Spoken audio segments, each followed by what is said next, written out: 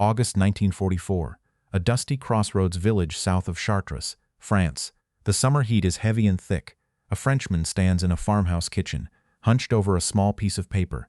He uses a dull pencil to draw a bridge. He marks 2 circles on the north bank and 3 on the south. These are German anti-tank guns. He marks a line of bushes where 50 men wait with machine guns. This is a kill zone. He hands the paper to an American major. The major does not look at the drawing. He looks at the Frenchman's dirty fingernails and his worn wool cap.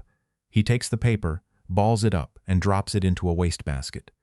He says he does not take advice from farmers. Tomorrow, a column of American trucks will drive onto that bridge. 16 men will not come back. General Patton is about to find out why. This is the story of an American commander who believed his rank made him smarter than the local people who had lived through 4 years of Nazi occupation. A mistake that cost 16 of his own men their lives at a bridge he was told to avoid. Before we continue, make sure you subscribe. We tell the World War II stories that show the cost of pride in a war that punished it. Jean-Claude Moreau was 45 years old, a man whose hands were mapped with the scars of a lifetime of labor in the fields of northern France. He lived in a stone cottage 3 miles from the bridge, a house where his grandfather had been born and where his own children had been raised until the occupation tore everything apart. Before the war, he was a quiet man who kept his head down and his fields tidy. But when the Germans took his youngest brother and sent him to a labor camp in the east, the quiet man found a new purpose. He became the leader of a small resistance cell, a group of men who spent their nights cutting telephone wires and tracking troop movements through the thick French woods. He had spent the last 40 hours belly down in the tall grass on a ridge overlooking the crossroads, watching through binoculars as the Germans dug in. He saw them pull the netting over the anti-tank guns. He watched them distribute ammunition to the machine gun nests. He had risked a bullet in the back to bring this information to the Americans, carrying nothing but a hand-drawn sketch and the hope that it would save the lives of the men coming to liberate his home.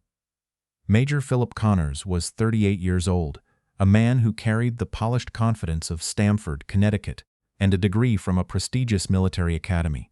He was the commander of an armored infantry battalion, and he viewed the war as a series of geometric problems to be solved by professional soldiers. To Connors, the French partisans were not allies. They were a nuisance, a collection of unreliable amateurs who spent more time drinking wine than fighting. He wore a uniform that was pressed daily by his orderly, and his boots shone with a mirror finish that seemed out of place in the mud of the French countryside. He had been in France for less than a week, yet he felt he understood the terrain perfectly because he had studied a map at headquarters. He spoke no French and had no desire to learn, relying instead on a nervous corporal who often struggled to translate the local dialect. This barrier only deepened his suspicion. To Connors, a man who didn't speak English and didn't wear a uniform was a man whose word was worth nothing. He believed in the manual, he believed in his rank, and he believed that a peasant in a wool cap had nothing to teach a United States Army officer. He looked at Jean-Claude Moreau and saw a farmer playing at soldier, a mistake that was about to turn a quiet bridge into a graveyard. By August 1944, the race across France had become a chaotic scramble. The Allied breakout from Normandy had shattered the German front, and the Third Army was screaming eastward toward Paris. It was a time of fluid lines and collapsing pocket defenses. On a map, the advance looked like a clean sweep of liberation, but on the ground it was a terrifying maze of hedgerows, stone villages, and sudden lethal ambushes. The German 7th Army was in full retreat, but they were not simply running. They were leaving behind stay-behind units, small, high-disciplined detachments of panzer grenadiers and anti-tank teams. Their job was to turn every bridge and every crossroads into a bottleneck that could stall an entire American division for a day or more. In this environment, traditional military intelligence was often 24 hours behind the reality of the front. The Americans were moving faster than their own reconnaissance could report. This created a unique reliance on the French resistance, known as the FFI. These local fighters were the only ones who knew which roads were mined and which stone barns housed a hidden 88mm gun. While many high-ranking commanders integrated these partisans into their scouting units, others remained trapped in a pre-war mindset. They viewed the French as a defeated people, and their irregular fighters as nothing more than helpful but clumsy civilians. To an officer who valued the rigid structure of the American military academy, the idea of taking tactical orders from a man in a beret was an insult to the uniform.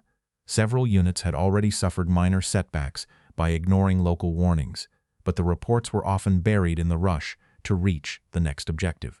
The friction between professional military ego and local expertise was reaching a breaking point. As the motorized column reached the outskirts of the village south of Chartres, that friction was about to ignite into a disaster. The bridge was waiting, and the warning had already been given and discarded. The battalion executive officer, Captain Robert Miller, found Major Connors standing by his command jeep, checking his watch against the morning sun. Miller was 29, a former schoolteacher from Ohio, who had learned to trust the eyes of the people who lived in the shadow of the enemy. He held a crumpled piece of paper in his hand. "Major, the Frenchman is back," Miller said. "He's adamant about the bridge at the stream. He says the Germans moved 2 Pak-40 anti-tank guns into the stone barn on the far side an hour ago. He even drew a map of the fields of fire." Connors didn't look up from his watch. "I told that man yesterday that I don't plan operations based on farmers' gossip," the major replied. His voice was flat and dismissive. Miller stepped closer, his voice dropping an octave. "This isn't gossip, sir." He walked the perimeter himself. "He's offered to take a scout team to a ridge where we can see the barrels for ourselves. We could save the entire lead platoon." Major Connors finally looked at him, his eyes cold and narrow. "Captain, you are an officer in the United States Army. You should start acting like one. These people are unreliable amateurs playing soldier in the woods. They've been beaten for 4 years. Now they want to feel important by telling us how to do our jobs. I have my orders. We move at 0900. Miller looked at the map on the hood of the Jeep. "But if he's right, the bridge is a kill zone. We'll be sitting ducks on that narrow approach." Connors straightened his tunic, smoothing a wrinkle that wasn't there. "If I stopped for every nervous civilian with a story, we'd still be sitting on the beaches of Normandy. I don't rely on sketches drawn on napkins by men who can't even shine their own shoes. We move as scheduled. That is an order." Miller felt a chill that had nothing to do with the morning air. He watched as Connors signaled the lead truck to start its engine.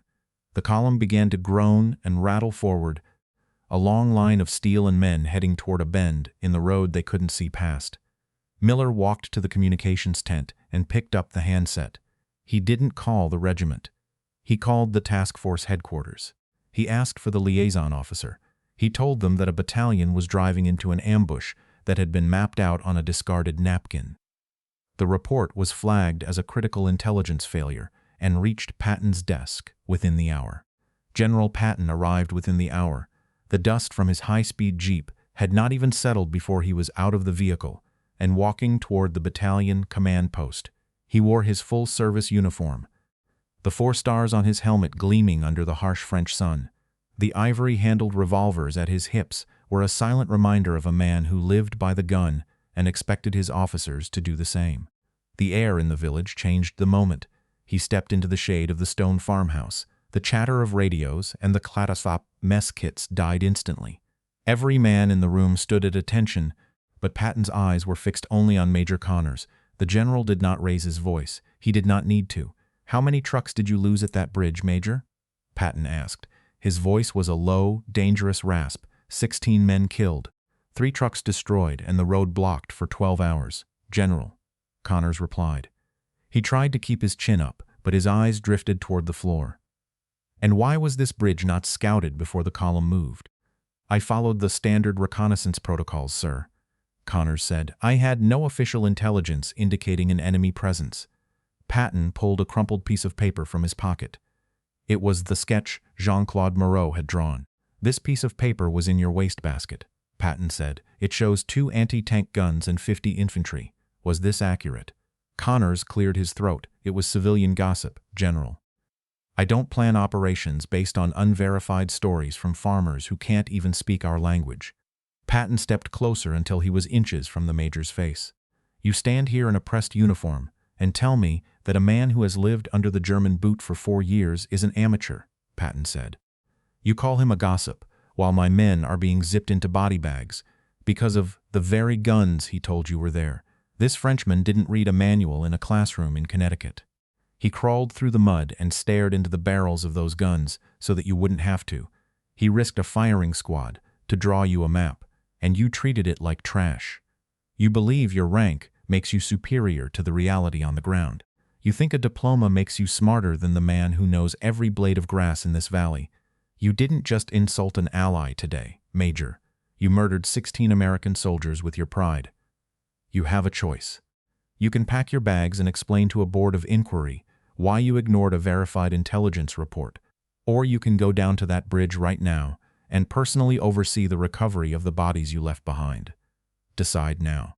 Connors remained silent, his face turning a deep, shameful red. He knew his career was over. He had ignored the only man who knew the truth, and now the truth was written in blood. The order was given with a cold finality that left no room for appeal.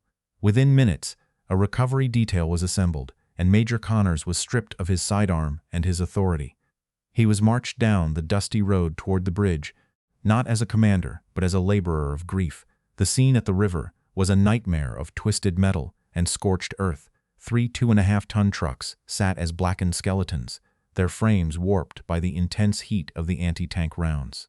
The smell of diesel, burnt rubber, and iron hung heavy in the humid air. Under the watchful eyes of military police and the silent, somber gaze of Jean-Claude Moreau's resistance fighters, Connors began the grim work.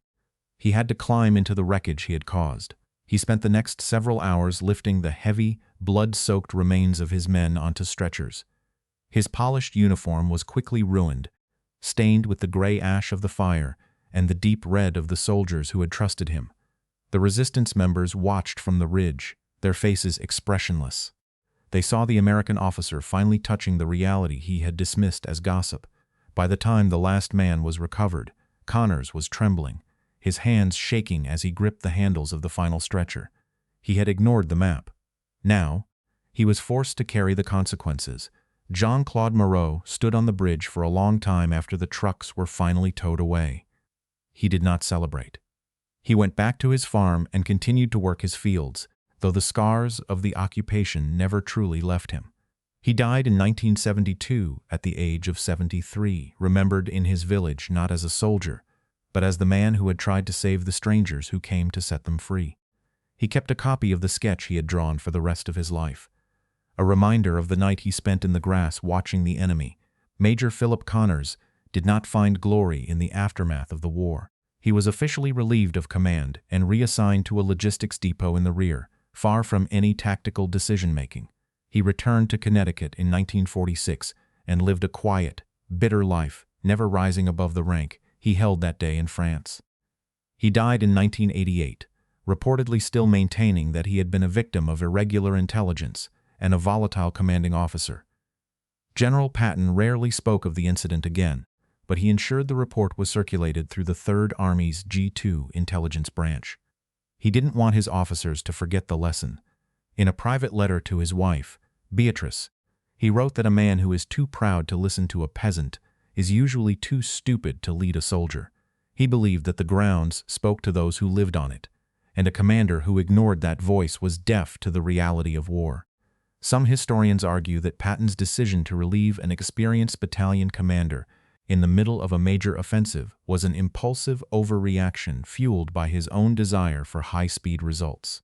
They suggest that military intelligence is inherently hierarchical for a reason, and that trusting civilian irregulars can lead to deadly traps just as easily as it can lead to breakthroughs. Other historians, however, argue the opposite. They contend that this moment was a necessary correction of the dangerous institutional arrogance that plagued many Allied officers. They point to the 16 dead men as proof that rank does not equal local wisdom. What is certain is that after this incident, the FFI became a formal pillar of Third Army reconnaissance, changing the way the Americans fought their way across France. If you had been in Patton's position, would you have done the same? Or would you have simply demoted the major without the public display at the bridge? Let us know in the comments. And if you want more stories about the cost of pride in a war that punished it, make sure you subscribe.